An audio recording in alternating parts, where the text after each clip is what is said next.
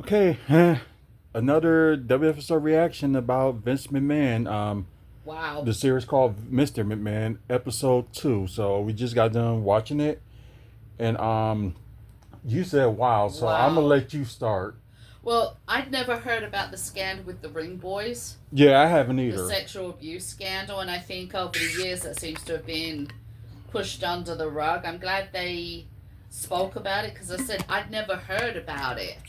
Um, I'm not surprised by what was said in regards to that because it it's one of those things that I said to you, if you remember, when more of these sexual abuse allegations against female staff came out. I said to you, I bet there's more to it, and I didn't know about this bit, even Right, though you got to remember I was in England, so and you were too young to right. so Yeah, because all these accusations I haven't even heard of, and plus, like, I was like a big wrestling fan, but I wasn't watching it like constantly yeah, but you weren't around those. also an adult who would pay attention to those types of things at the time. Exactly. So, it was really kind of eye opening. I felt so sorry for that female ref who claims that she was raped by Vince. Yep. Um, my heart breaks for her. And they said that Vince did recently pay a settlement to her. Um, but my God, that poor woman, it's, you could see, you could just see. That's all there is to it. Um, It was. go, Oh, go ahead. I would say going on about the scandal in regards to steroids as well. Like the person they hired to deal with steroids is the person who was actually dealing them to them. There's a lot of it that I don't want to say makes sense because that's not the right word. But there's a lot of it that was when you hear it, it's like, oh, okay, yeah, yep, I see where that came from and I see where this came from. And as what's his face said, I can't think of his freaking name. Was it Tony Atlas? Yeah, when he said, when the person interviewed said, well, couldn't you report it to Vince? It's Oh, like, about Pat Patterson. yeah, Yeah. it's like, and what's gonna say? You know, you can't report things to a boss if the boss's best friend, you know what I mean, is that person. Right. And you have to basically at that time it was, and it still goes on now, let's be honest, in certain companies. I'm not saying wrestling companies here, I just want to throw that out there. I'm on about companies in general. you know it's who you know Mm-hmm. and who's got your back. Exactly. So that was really a wow episode. Especially, a lot of stuff was coming towards him, and about, they saying about his Vince's had like neck surgery and stuff like that. And this is something that she pointed out, I'm which I kind of saw in the okay. clips of it. I have been in the medical field since I was 19 years old. I was a psychiatric nurse. I'm now go do birth work and stuff now. When you have a neck brace on, the neck brace is so it's supposed to stop your head. Like you shouldn't be able to do this. When you turn. Watch people with a neck brace; they turn their whole bodies. Vince's neck brace was really loose, and he was able to do this. So he may have had a neck surgery, but he was doing the perfect heel, where you put it on for effect as opposed for necessity.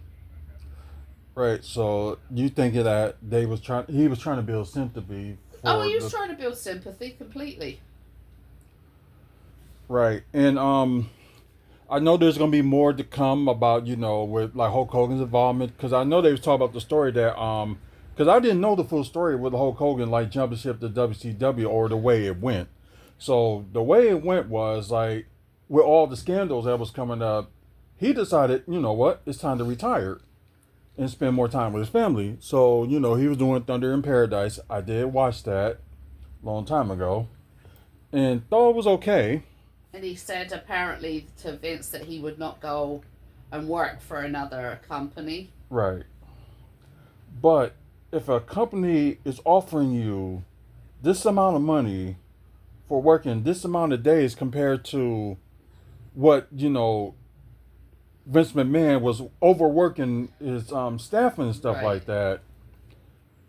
Of course, like if you miss the business that much like he did, you gonna take the money. Yep. So with me, I understand it more than anything, but like, I do understand why Vince felt betrayed by him for, doing that. But as I say, at the end of the day, he had a family. mm-hmm, He had people who he was responsible for. right. So, And I think it's like Vince McMahon didn't see that while he's working all these wrestlers. Like, no, because for Vince, it was about lining his pockets. Vince took advantage of so many people for his own pocket. right, and it's kind of sad is like you can at least give your talent a break and stuff like that, or like, okay, because I always think after a person loses a championship, they'll get some time off and stuff like that. And there was times it was not the case. It's just one of those things that they, should be doing. Like, if But they're not going to do it. We've seen it time and time again.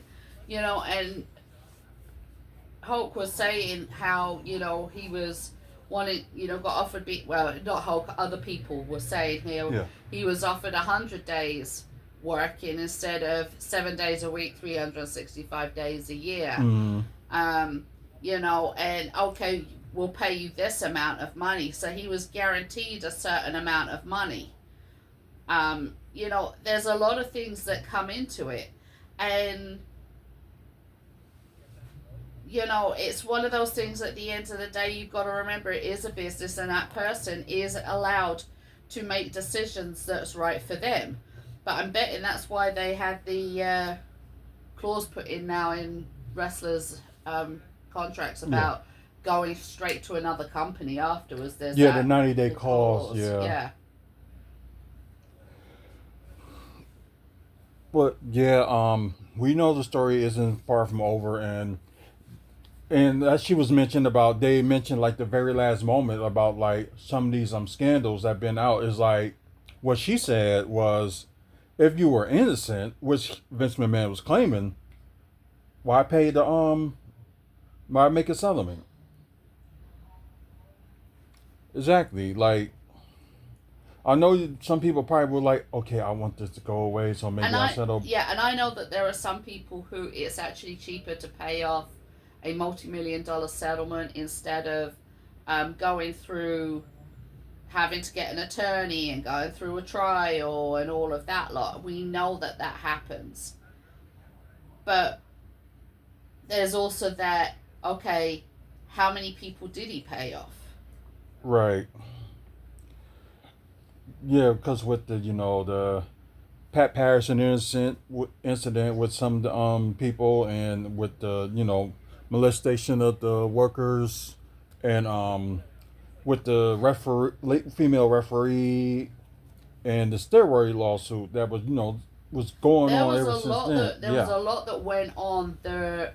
I don't want to say there was a lot that went on. It's hard to put into. You got to watch it because it's really it's very eye opening and mind blowing at the same time. Right. So we're gonna start like watching episode 3. So we'll be back. We'll be back.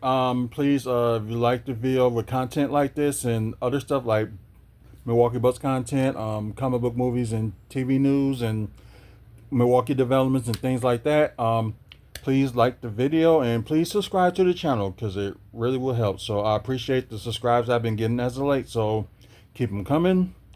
Once again, thank our sponsor, the Toy Dimension. More information about them and also with the Wave of Light event that's coming up this coming month. Not this month, next month. I said this coming month. That normally means the same month.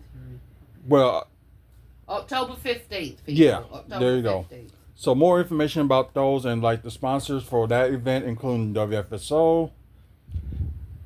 check out the website, wrestlingfanspeakout.weebly.com is on the sponsors page. And if you want to like donate to, you know, either want to be a sponsor of WFSO or you want to donate to Maddie's Mary or donate to Wave of Light, there's a QR code and just scan away and give how much you can give. We're not asking a lot, but at least give some. But thank you guys once again for watching. Until the next video, y'all have a good one.